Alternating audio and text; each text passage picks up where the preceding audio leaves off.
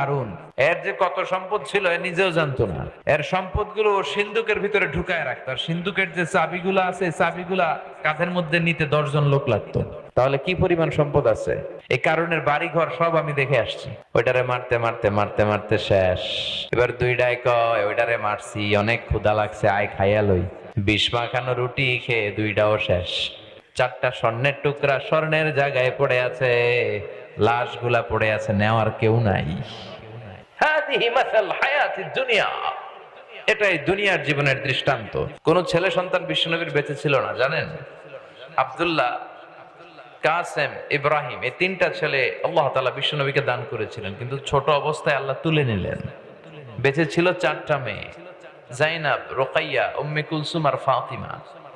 বিশ্বনবী ফাতেমারে এত ভালোবাসতেন, বিশ্বনবী বলতেন ফাতিমা তু বিদউম মিন্নি, ফাতেমা আমার কলিজার টুকরা।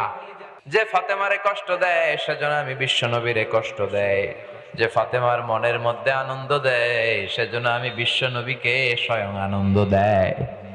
বিশ্বনবী কোন সফরে বেরোলে, কাজে বের হলে সব শেষে ফাতেমার সাথে দেখা করে বেরোতেন।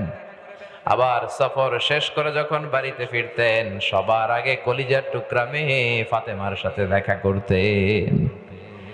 এই ফাতেমা ইন্তেকালের আগে বলে গিয়েছিল যে আমার জানাজার সময় আলী, আমি তো খুব অসুস্থ, মুমূর্ষ, চলে যাব, আমি হয়তো বেশি দিন বাঁচবো না, চলে যাব।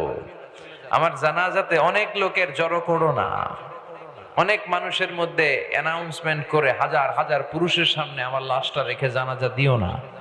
কারণ আমি নবীর মেয়ে, জীবদ্দশায় খুব পর্দা করে চলতাম। আমি মোটা না চিকন, আমি লম্বা না খাটো, আমি সাদা না কালো, কেউ জানে না। সুবহানাল্লাহ পড়েন। এজন্য ওনার ইন্তেকাল হয়েছিল এমন অবস্থায়, ওনার জানাজার সময় লোকজন বেশি আসে নাই। রাত্রিবেলা অল্প কয়েকজন আত্মীয় স্বজন নিয়ে সাইয়েদনা আলী জানাজার ব্যবস্থা করে দাফন করে দিলেন। সুবহানাল্লাহ পড়েন। ইন্তেকালের পরেও কি হবে এই নিয়ে ওনাদের মাথায় টেনশন আছে না নাই?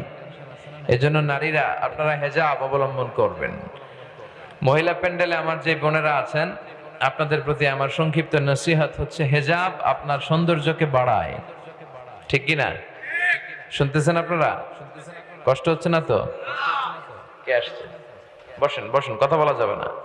হেজাব আপনার সৌন্দর্য বাড়ায়। হেজাব হচ্ছে নারীর অধিকার, হেজাব হচ্ছে নারীর অহংকার, হেজাব নারীর আভিজাত্যের প্রতীক। চিল্লায় বলেন ঠিক কিনা?